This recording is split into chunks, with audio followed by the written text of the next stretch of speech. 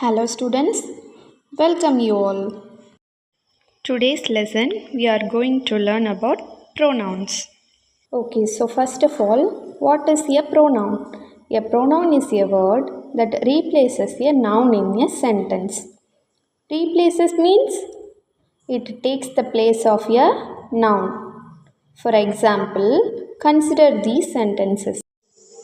Charan works with Priya. Charan likes working with Priya.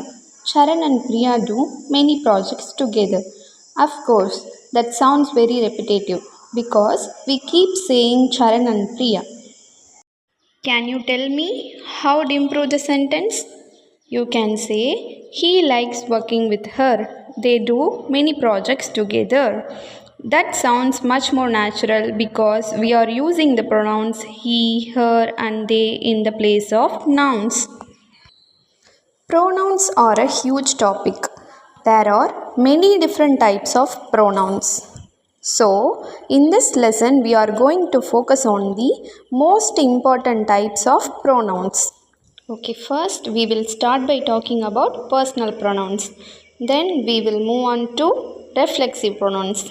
And then we will look at indefinite pronouns.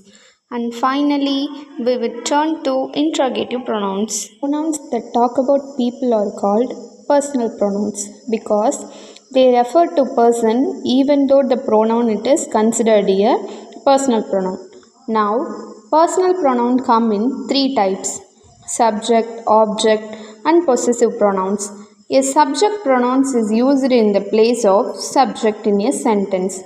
For example, in this sentence, I saw Lily yesterday. Here, which is the pronoun?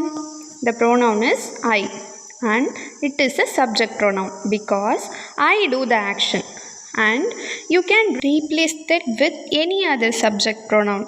You can say, we saw Lily yesterday, or he saw Lily yesterday, etc. Next, we move on to object pronoun. An object pronoun is used in the object position in a sentence. For example, Lily saw them yesterday. Here, them is an object pronoun, and you could use any other object pronoun in that place. So, what do possessive pronouns do? Possessive pronouns show possession. That means they show that you have something. For example, if I said, this is our house, the pronoun our shows that this house belongs to me and my family. I could also say, this house is ours. That means the same thing. Let's now move on and talk about reflexive pronouns. Reflexive pronouns are pronouns like myself, yourself, himself, etc.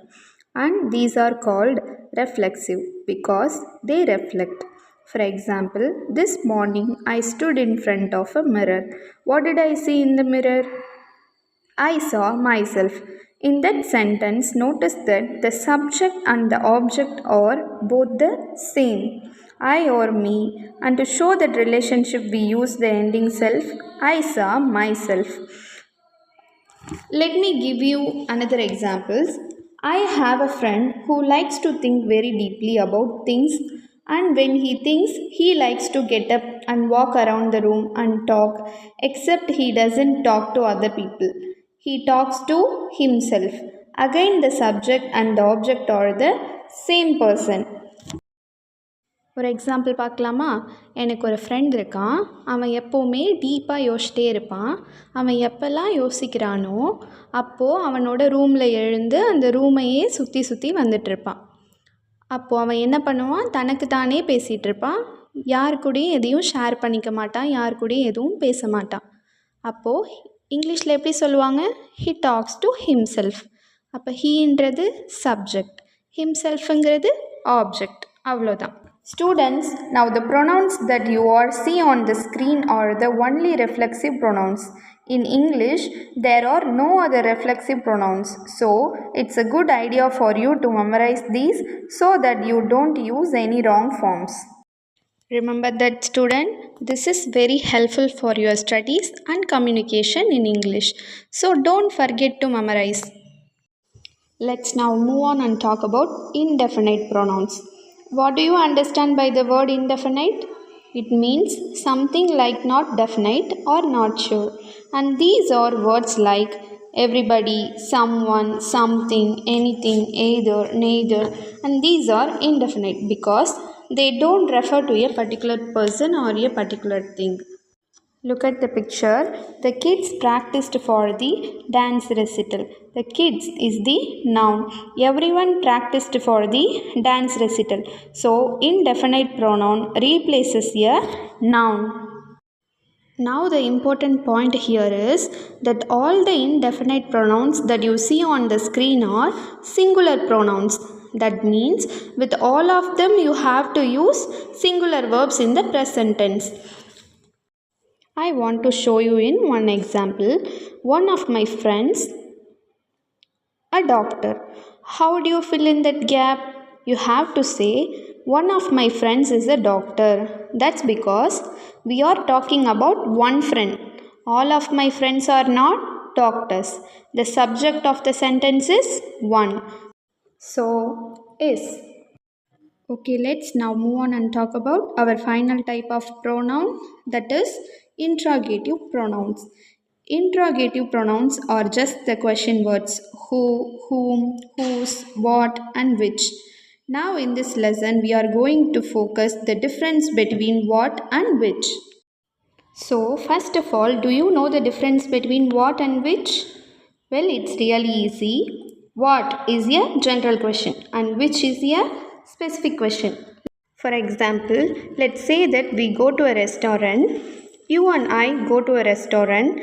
We sit down and the waiter brings the menu.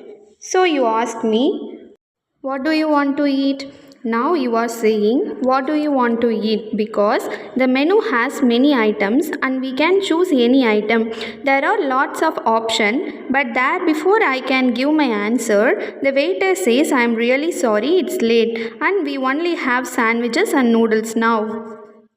So now you turn to me and you know there is only two options. So you say, which do you want to eat? You are saying which because the number of options is limited. We can only eat either sandwiches or noodles. So think of which as kind of like pointing this or that. In that way, any situation where there are a small number of options, use which. Thank you. We will see in next class. Take care. Bye.